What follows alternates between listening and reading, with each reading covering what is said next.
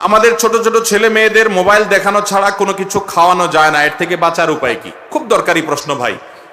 আজকের বাস্তবতায় এমন বাচ্চা পাওয়া খুব কঠিন যেই বাচ্চাকে মা বাপ মোবাইলের ঘুষ দেওয়া ছাড়া খানা খায়।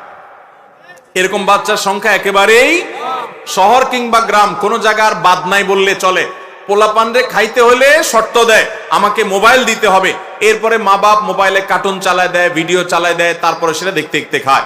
মনে রাখবেন, এটা সন্তানের উপকার যতটুকু করছেন খানা খাওয়াইয়া, এই মোবাইল দেখা ক্ষতি তার চেয়ে বেশি করতেছেন। এখন আপনি বলবেন এটা থেকে বাঁচার উপায় কি? আল্লাহ আমাকেও একটা বাচ্চা দিয়েছে 3-4 বছর, আলহামদুলিল্লাহ।